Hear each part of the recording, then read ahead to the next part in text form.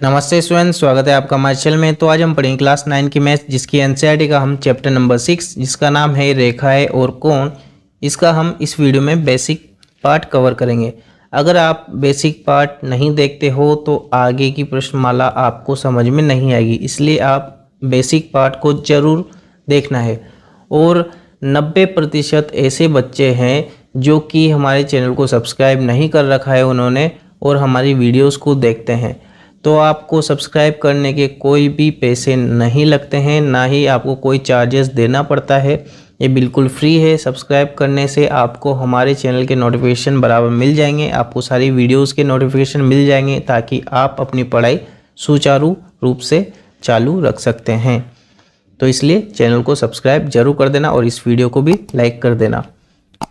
तो सबसे पहले हमारी डेफिनेशन आ गई है रेखाखंड। अब रेखाखंड क्या होता है? रेखा का वह भाग जिसके दो अंत बिंदु हो रेखाखंड कहलाता है। दो अंत बिंदु, ये देखो, एक अंत बिंदु ये है और एक अंत बिंदु ये है। तो रेखा का वह भाग जिसके दो अंत बिंदु हो क्या कहलाता है? एक रेखाखंड कहलाता है। फिर है किरण।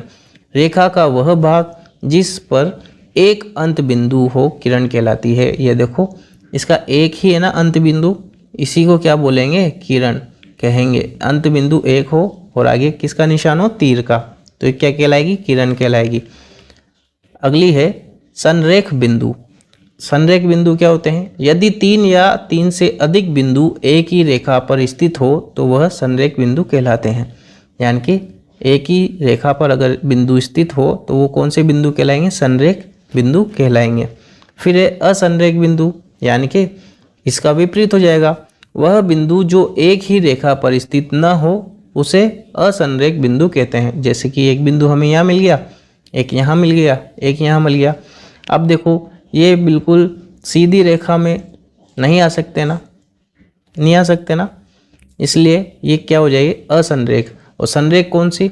जो एक ही रेखा पर स्थित हो, बिल्कुल सीधी, ठीक है, तो वो कौन से बिंदु कहलाएंगे? संरेख। और जो नहीं हो वो असंरेख कहलाएंगे। फिर है कोण। अब कोण कब बनता है? जब दो किरणें एक ही अंत बिंदु से प्रारंभ होती है तो कोण बनाती है। ये देखो, एक ही अंत बिंदु है, यहाँ से प्रारंभ होती है दो किरणें, तो क्या बनाती है? कोण बनाती है। ये हमारा कोण है, ठीक है। फिर है भुजाएं। कोण को बनाने वाली दोनों किरणों को कोण की भुजाएं कहते हैं। ये जो भुजाएं है ना, यही है, जो दोनों जो किरणें हैं ना, ये क्या है? कोण की भुजाएं है। और फिर है शीर्ष। शीर्ष किसको बोलते हैं? जहाँ से कोण बन रहा है, यहाँ से, ठीक है। उभयनिष्ठ अंत बिंदु कोण का शीर्ष कहलाता है। उभयनिष्ठ, देखो यहाँ से ही दोनों जो इसकी किरणें हैं वो जा रही है ना, तो यही क्या होगा? उभयनिष्ठ बिंदु है, और इसी को क्या बोलते हैं? शीर्ष बोलते हैं। फिर है न्यून कोण किसे कहते हैं? तो देखो, न्यून कोण क्या होता है? ये रहा न्यून कोण। इसका माप क्या होता है? ये हमेशा 0 डिग्री से तो बड़ा होता है और 90 डिग्री से छोटा होता है। तो ये क्या कहलाएगा? न्यून कोण कहलाएगा। 0 डिग्री से बड़ा और 90 डिग्री से छोटा। समकोण। समकोण हमेशा 90 डिग्री का होता है। कितने डिग्री का? 90 डिग्री का। फिर है अधिक कोण। अधिक कोण 90 डिग्री से बड़ा होता है और 180 डिग्री से छोटा होता है, ठीक है। तो ये बहुत इंपॉर्टेंट चीज़ें हैं, ये आपको याद होनी चाहिए। फिर है ऋजु कोण। ऋजु कोण हमेशा 180 डिग्री का होता है, ठीक है। ये ऋजु कोण का चित्र है। फिर है प्रतिवर्ती कोण। प्रतिवर्ती कोण हमेशा क्या होता है? 180 डिग्री से तो बड़ा होता है और 360 डिग्री से छोटा होता है। ये देखो, इस कौन से कोण है? ये है प्रतिवर्ती कोण है। फिर है पूरक कोण। पूरक कोण क्या होते हैं? यदि दो कोणों का योग एक समकोण के बराबर हो तो पूरक कोण कहलाता है। यानी कि दोनों कोणों को अगर हम जोड़ेंगे तो एक समकोण यानी कि 90 डिग्री के बराबर हो। कोण x और कोण y को अगर हम जोड़ेंगे तो 90 डिग्री आएगा, और 90 डिग्री आ गया तो ये कौन सा कोण कहलाएगा? पूरक कोण कहलाएगा। फिर है समपूरक कोण। यदि दो कोणों का योग 180 डिग्री होता है तो उन्हें समपूरक कोण कहते हैं। देखो, इन दोनों को अगर हम जोड़ेंगे, कोण P और कोण Q को, तो 180 डिग्री आएगा, और 180 डिग्री आएगा, इसका मतलब ये कौन से कोण हो गए? समपूरक कोण हो गए हैं। फिर है आसन्न कोण। आसन्न कोण क्या होते हैं? देखते हैं। दो कोण आसन्न कोण कहलाते हैं जब उनमें एक उभयनिष्ठ शीर्ष हो, एक उभयनिष्ठ भुजा हो और उनकी वे भुजाएं जो उभयनिष्ठ न हो उभयनिष्ठ भुजा के विपरीत और स्थित हो। यानी कि ये हमारा इसका चित्र है। तो देखो इसमें उभयनिष्ठ बिंदु हो, ये रहा उभयनिष्ठ, देखो यहीं से वो बन रहा है सारा ये, ठीक है, सारी किरणें यहीं से गुजर रही है। और क्या बोल रहा है कि उनमें उभयनिष्ठ शीर्ष हो, तो ये रहा शीर्ष, ठीक है, उभयनिष्ठ भुजा हो तो ये रही उभयनिष्ठ भुजा। इसी की वजह से दो कोण बन रही है। अगर ये नहीं होती तो ये एक सिंगल ही होता, सिंगल कोण होता, लेकिन इसी की वजह से दो बन रहे हैं, ठीक है। देखो यहाँ पर क्या बोल रहा है, और उनकी वे भुजाएं जो उभयनिष्ठ न हो उभयनिष्ठ भुजा के विपरीत और स्थित हो। देखो ये उभयनिष्ठ नहीं है ना, ये विपरीत है उभयनिष्ठ भुजा के।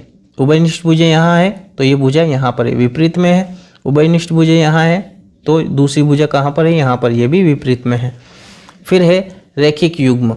रैखिक युग्म क्या होता है, जब हम दोनों कोणों को जोड़ेंगे ए और बी को तो हमें एक रेखा मिलनी चाहिए। रेखा का मतलब होता है 180 डिग्री इसका मान आना चाहिए, और अगर 180 डिग्री का मान आ गया है इसका मतलब ये एक क्या हो जाएगी, रेखा हो जाएगी। तो रैखिक युग्म क्या होता है, ए प्लस बी को जोड़ने पे हमें 180 डिग्री अगर प्राप्त होता है तो वो रेखा कहलाती है, और उसी को हम क्या बोलते हैं, रैखिक युग्म कहते हैं। फिर है शीर्षाभिमुख कोण। शीर्षाभिमुख कोण कब बनता है, जब दो रेखाएं एक दूसरे को प्रतिच्छेद करती है तो कौन से कोण बनाती है, शीर्षाभिमुख कोण बनाती है, जिसमें कोण 1 का मान कोण 3 के बराबर होता है, यानी कि ये वाला कोण इस वाले कोण के बराबर होगा, और कोण 2 का मान कोण 4 के बराबर होगा। देखो कोण 1 बराबर होगा कोण 3 के, और कोण 2 कोण 4 के बराबर होगा। और कोण 1 प्लस कोण 2 अगर हम जोड़ेंगे, इन दोनों को जोड़ेंगे तो हमारे पास कितना मान आएगा, 180 डिग्री, और कोण 3 और कोण 4 को जोड़ेंगे तो हमारे पास 180 डिग्री मान आएगा, ठीक है। अब हम रेखाओं के बारे में थोड़ा सा जान लेते हैं। रेखाएं दो प्रकार की होती है, एक तो होती है प्रतिच्छेदी रेखाएं और एक अप्रतिच्छेदी या फिर समांतर रेखाएं भी इनको बोलते हैं। प्रतिच्छेदी रेखाएं एक दूसरे को काटती है आपस में, ठीक है, और अप्रतिच्छेदी या फिर समांतर रेखाएं एक दूसरे को नहीं काटती है और ये आगे जाकर के भी नहीं काटेगी। तो इनको कौन सी रेखाएं कहेंगे, हम समांतर रेखाएं बोलेंगे।